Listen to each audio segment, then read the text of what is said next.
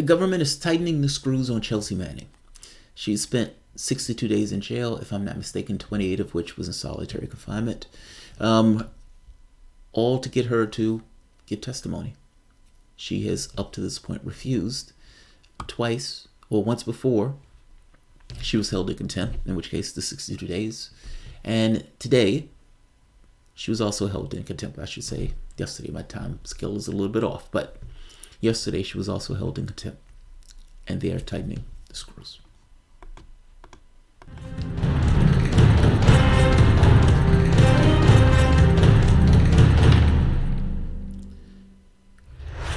I hope everyone is all right. My name is Jamarl Thomas. This is the Progressive Soapbox. So yes, Chelsea Manning, like I said before, she was held in contempt once before. They tried to get her to give testimony. She refused. She was in jail for 62 days. They brought her back once again, and she was once again held in contempt because, again, she refused to testify, saying she would rather starve to death than give testimony.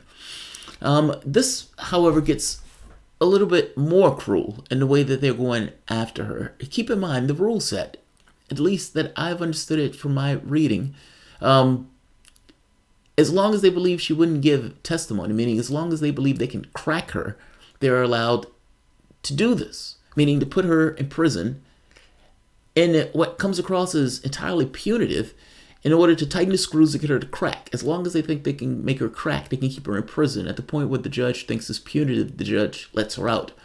But you can understand how subjective the standard is and the harm that's going to be imparted in the time frame between. Let me give you what she said before she went into court. It doesn't matter what it is or what the case is. I'm just not going to comply or cooperate. Jails and prisons exist as a dark institution, and despite that, it doesn't frighten me or disturb me. I mean, I've already been to jail. I've already been to prison. So try. Which is an interesting dilemma that she's put into. I mean, because from her standpoint, at least the way that she sees herself, her brand is, I was willing to take the hit for this, for something for a higher cause. And I'm not going to crack on that now. This is not something that I'm going to change. The reason I call this particularly cruel is because it's not just jail time. After 30 days, if she doesn't comply, they add on a $500 charge per day for as long as she continues to not comply. And if it goes to 60 days, they raise the charge to $1,000 per day. All to try to get her to crack. This is an amazing thing. It's like jail is not enough. They're adding financial penalty to it. And then the question becomes, what happens if she doesn't pay the financial penalty? Does that mean she ends up in jail on, you know what I mean? Does this become some kind of debt or prison thing? This is a really dicey prospect, but this is exactly what they're trying to do. Now, keep in mind, all of this is because they want her to testify about Assange. This is not on the Trump-Russia stuff. This has to do with Assange, WikiLeaks, and the leaks that Chelsea gave. Let's take a look at the story for the moment. It's short, but it's bad news. I mean, this is not good news by any degrees. A defiant told Judge Anthony Tringa in federal district court in Alexandria, Virginia, that she would rather starve to death than do what the state insisted and to give testimony before a grand jury. Having already served 62 days in jail, 28 of which were in solitary confinement, she now faces up to 18 months in more custody. The tussle over the grand jury is now shaping up in an epic battle of wills between Virginia prosecutors determined to force Manning to testify, essentially torture her into testimony. I mean, you may say that, well, wait a minute, this is not torture. What do you call prison? I mean, let's be honest. We're talking about ripping somebody from the life that they know and incarcerating them and adding in a financial penalty on top of it in order to pummel the person to give testimony. And the only thing the person has at their disposal to throw back against that is their body.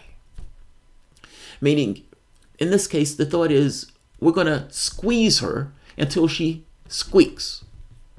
And in her case, I'm not going to squeak. So you squeeze me all you want.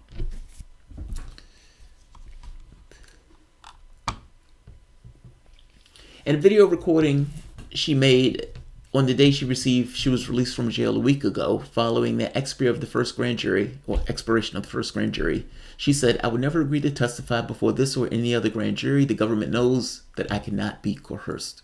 She says that because she's already been in military prison in which they were also torturing her.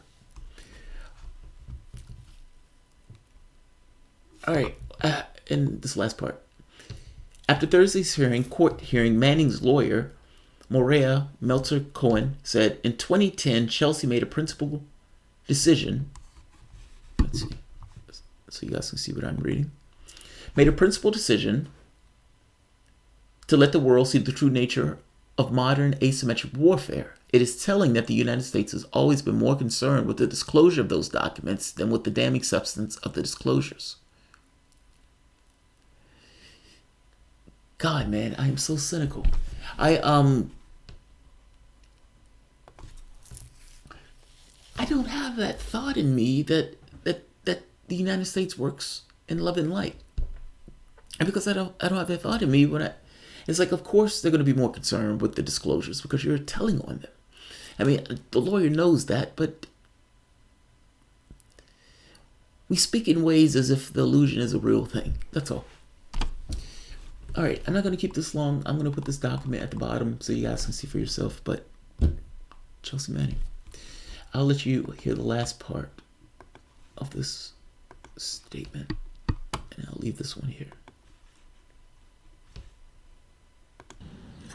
Going to work. The prosecutors are deliberately placing me in an impossible position. Go to jail and face the prospect of being held in contempt again, or in the alternative, foregoing my principles, the strong positions that I have, that I hold dear. I think we have a very strong case. We have more evidence now. We have more information now about the grand jury subpoena. I think she knew at this point that they were going to put her back in. I mean, keep in mind the whole point of trying to squeeze is to squeeze. You want to try to break the person. I guess in an odd way, it is a battle of wills. Yeah, I guess it is a battle of wills. It's just, I have other bad news today, like stories. And so this is not necessarily one that I find to be all that desirable. I'll leave this here, though. If you guys enjoy the content, please consider sharing, liking, subscribing. You can always support through PayPal and Patreon. Thanks, all.